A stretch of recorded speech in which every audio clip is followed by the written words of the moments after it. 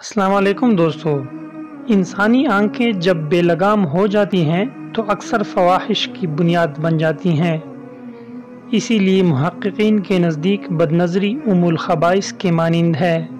हज़रत मुजद्दिद अल-फ़िसानी रहमतुल्लाह अलैह अपने मकतूबात में लिखते हैं कि जिस शख्स की नज़र काबू में नहीं उसका दिल काबू में नहीं, और जिसका दिल काबू में नहीं उसकी शर्मगाह काबू में नहीं रहेगी।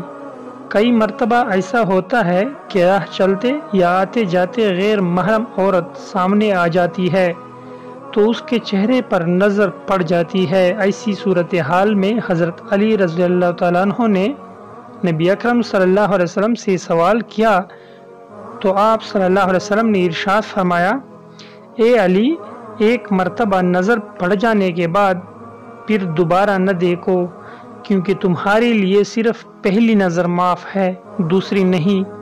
इससे मालूम हुआ कि पहली अचानक नज़र माफ़ है, और अगर किसी वक्त पहली नज़र ही इरादतन डाली गई तो वो भी हराम होगी।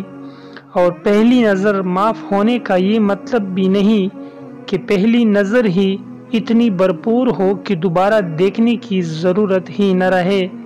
सिर्फ इतनी बात है कि अगर अचानक नज़र पड़ गई तो नज़रें फ़ौरन हटाने का हुक्म है। गैर महरम की तरफ शहवत की नज़र से देखना फसाद का बीज है। शैतान गैर महरम के चेहरे को मज़य्यन करके पेश करता है। वैसे भी दूर से हर चीज़ भली नज़र आती है।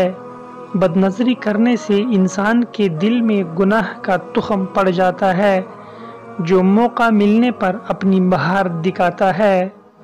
काबिल ने हाबिल की बीवी के हुस्न जमाल पर नज़र डाली तो दिलो दिमाग पर ऐसा भूत सवार हुआ कि अपने भाई को कत्ल कर दिया। बदनज़री ज़ना की पहली सीढ़ी है। नबी अकरम सल्लल्लाहु अलैहि वसल्लम का इरशाद गरामी है, आंखों का ज़ना देखना है, कानों का ज़ना सुनना है, ज़बान का ज़ना बात करना है, हाथ का ज़ना पकड़ना है, और पाँव का ज़ना चलना है।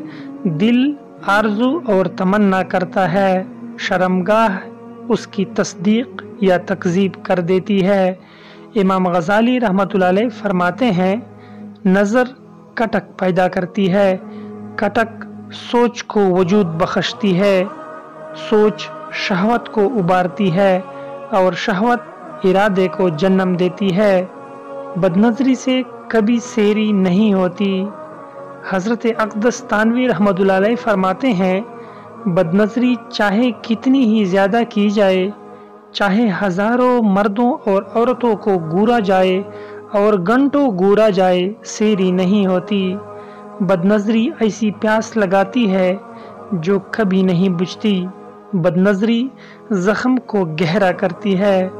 नज़र का तीर जब पेवस्त हो जाता है तो फिर सोज़श क़ल्ब बढ़ना शुरू हो जाती है। जितनी बदनज़री ज़्यादा की जाए उतना ही ये ज़ख्म ज़्यादा गहरा होता है। हाफिज़ इब्न क़य्यिम रहमतुल्लाह अलैह फरमाते हैं, निगाह का तीर फेंका जाए तो फेंकने वाला पहले कत्ल हो जाता है। बाज़ जाहिल लोग कहते हैं कि हम खूबसूरत शक्लों सूरतों को देखकर अल्लाह ताला की अज़मत का मुशाहिदा करते हैं। ये महज धोखा है। अल्लाह ताला ने कितनी जायज़ और हलाल चीज़ें ऐसी बनाई हैं जो उसकी कुदरत का शाहकार हैं। फूलों के रंग बरंग डिज़ाइन देखें, उसकी नज़ाकत पर गौर करें, उसकी खुशबू सूंघ कर देखें कि कैसे दिमाग को मुअत्तर कर देती हैं। फलों की बनावट और उनकी शीरीनी पर गौर करें। दरियाओं, आबशारों, मरग़ज़ारों को देखें, ज़मीन की वसअतें देखें और उन पर गौर करें। बदनज़री का असर दिल पर होता है। हज़रत अक़दस तानवी रहमतुल्लाह अलैह फरमाते हैं कि दिल का गुनाह नज़रबाजी से वजूद में आता है। बहुत से लोग गैर महरम औरतों और नौउम्र लड़कों को ललचाई नज़रों से देखते हैं तो दिल में उनके नक्श नैन की चाप लग जाती है। फिर वो अपनी खलवतों में सोच और ख्याल के ज़रिए उनसे शहवत पूरी करने के मज़े लेते हैं। ये दिल का गुनाह आंखों के गुनाह से शदीद तर है।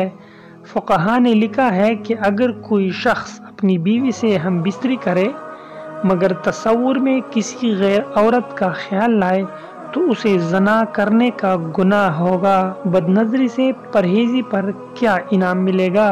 بد نظری سے پرہیزی پر 2 انعام ملیں گے۔ ایک، ہر گناہ کی حفاظت پر اسے اللہ کا دیدار نصیب ہوگا، اور دوسرا انعام یہ کہ ایسی آنکھیں قیامت کے دن رونے سے محفوظ رہیں گی۔ حدیث پاک میں ہے، ہر آنکھ قیامت کے دن روئے گی سوائے اس آنکھ کے جو خدا کی حرام کردہ چیزوں کو دیکھنے سے بند رہے، اور وہ آنکھ جو خدا کی راہ میں جاگتی رہے، اور وہ آنکھ جو خدا کے خوف سے روئے، گو اس میں سے مکی کے سر کے برابر آنسو نکلے۔ بد نظری کے 3 بڑے نقصانات ہیں۔ پہلا نقصان یہ ہے کہ بد نظری سے انسان کے دل میں خیالی محبوب کا تصور پیدا ہو جاتا ہے۔ حسین چہرے اس کے دل و دماغ پر قبضہ کر لیتے ہیں۔ وہ شخص جانتا ہے کہ میں ان حسین شکلوں تک رسائی حاصل نہیں کر سکتا، مگر اس کے باوجود تنہائیوں میں اس کے تصور سے لطف اندوز ہو جاتا ہے۔ بعض مرتبہ تو گھنٹوں ان کے خیال کی دنیا میں باتیں کرتا ہے۔ بد نظری کا دوسرا نقصان یہ ہے کہ گھر میں حسین و جمیل، نیکوکار اور وفادار بیوی موجود ہوتی ہے، مگر اس شخص کا دل بیوی کی طرف مائل ہی نہیں ہوتا۔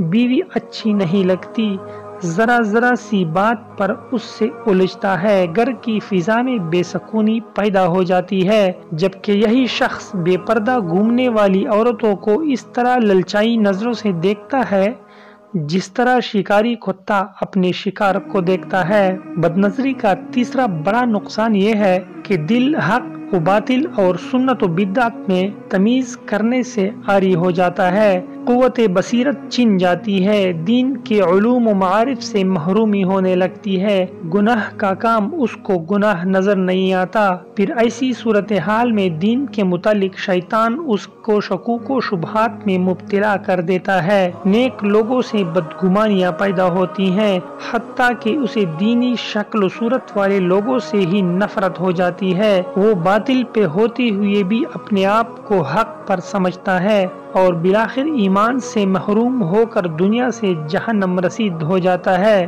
بد نظری کا علاج قرآن مجید کی روشنی میں ارشاد باری تعالیٰ ہے، قُل لِّلْمُؤْمِنِينَ يَغُضُّوا مِنْ أَبْصَارِهِمْ۔ ترجمہ، مومن مردوں سے کہہ دو کہ اپنی نگاہیں نیچی رکھیں۔ دوسری جگہ ارشاد باری تعالیٰ ہے، فَانكِحُوا مَا طَابَ لَكُم مِّنَ النِّسَاءِ۔ تو دوسری عورتوں میں سے کسی سے نکاح کر لو جو تمہیں پسند آئیں، یعنی جتنا جلدی ممکن ہو سکے دیندار، فرمانبردار، حسن و جمال والی لڑکی سے شادی کرے تاکہ جنسی ضرورت پوری ہو سکے۔